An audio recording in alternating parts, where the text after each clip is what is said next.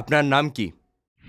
জি Ramesh Kumar sir, কিন্তু এরা আমাকে ভালোবেসে রামু কাকা বলতো।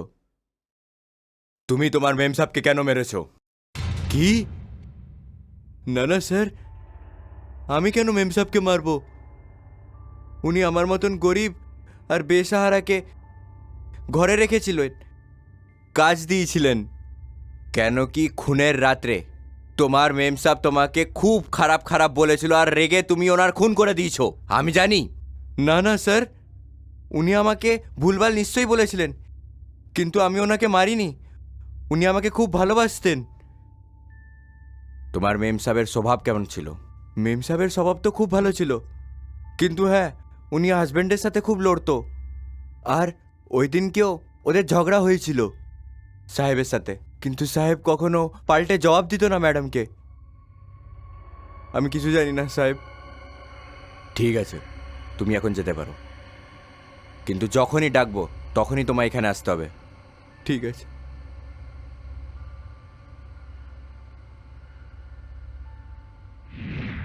মিস্টার বিবেক, আপনার ওয়াইফের সাথে আপনার রিলেশন কেমন ছিল? স্যার, আমি সীমাকে খুব ভালোবাসতাম, আর আমাদের রিলেশনও খুব ভালো ছিল,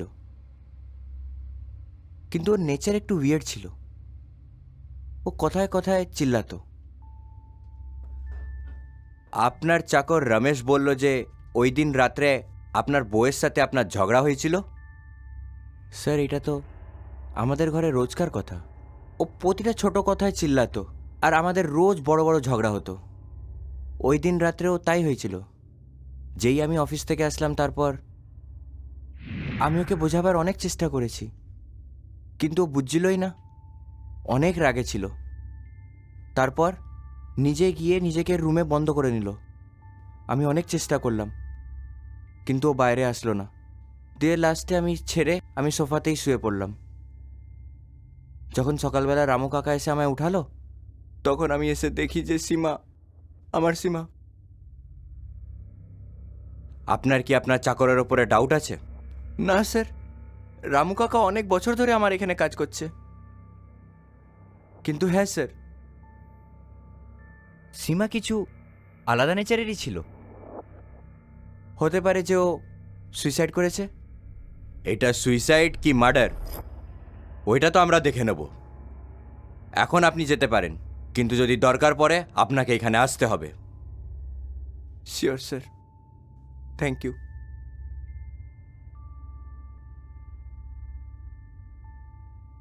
যাদব, ফরেন্সিক রিপোর্ট আর পোস্টমর্টমের কি হলো? স্যার, এখনই খোঁজ করছি।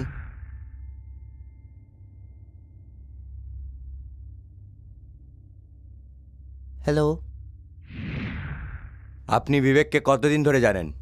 স্যার, আমি আর বিবেক একই কোম্পানিতে একই সাথে কাজ করছি অনেক দিন ধরে। বিবেক তোমার সাথে কোনো নিজের পার্সোনাল কথা শেয়ার করতো? হ্যাঁ স্যার, ও নিজের ওয়াইফের ব্যাপারে বলতো যে ও খুব চিল্লাচিল্লি করে। তুমি বিবেকের ওয়াইফ সীমার সাথে দেখা করেছো? স্যার, বিবেকের ওয়াইফের সাথে এক দুবারই দেখা হয়েছে, ওর থেকে বেশি কিছু না। সীমার নেচার কিরকম ছিল? স্যার, ও বিবেকের ওপরে খুব সন্দেহ করতো, খুব চিল্লাতো, সবসময় ওর পেছনে লেগে থাকতো। আর এই যে তোমার বন্ধু বিবেক, ওর ক্যারেক্টার কিরকম?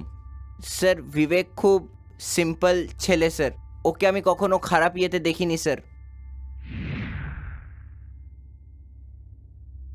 স্যার, স্যার, সীমার পোস্টমর্টম আর ফরেন্সিক রিপোর্ট এসে গেছে। পোস্টমর্টমের হিসাবে সীমার মৃত্যু হাতের শিরা কেটে যাওয়ার জন্য, অনেক রক্ত বেরিয়ে যাওয়ার জন্য হয়েছে। ওই ফোনের কি আপডেট? ফোন আনলক হলো কি না? স্যার, ফোন এখনো অনলক হয়নি। আর ফরেন্সিক রিপোর্ট? স্যার, ফরেন্সিক রিপোর্টের মতে সীমার হাত যে চাকু দিয়ে কাটা হয়েছে, ওই চাকুতে বিবেকের চাকর রমেশ কুমারের ফিঙ্গারপ্রিন্ট পাওয়া গেছে। হোয়াট? হ্যাঁ স্যার। উঠিয়ে নিয়ে এসো শালাকে। Okay sir. হ্যাট! কেন মেরেছিস নিজের মেম সাহেবকে? না না স্যার, আমি নিজের মেম সাহেবকে মারিনি। তো যেই চাকু দিয়ে তোর মেম সাহেবের খুন হয়েছে, ওইটাতে তোর হাতের ফিঙ্গারপ্রিন্ট কি করে আসলো? বল, কেন মেরেছিস নিজের মেম সাহেবকে? না না স্যার, আমি সত্যি কথা বলছি। আমি আমার মেম সাহেবকে কেন মারবো? আমি তো রাত্রে সাহেবকে খাবার দিয়ে নিজের ঘরে চলে গেছিলাম। ওই চাকুতে তোর ফিঙ্গারপ্রিন্ট কি করে? না না সাহেব, আমি যখন সকালবেলা আসলাম, তো আমি মেম সাহেবের ঘরে দেখলাম তো মেম সাহেব পড়েছিল আর ওনার হাত দিয়ে অনেক রক্ত বইছিল। সত্যি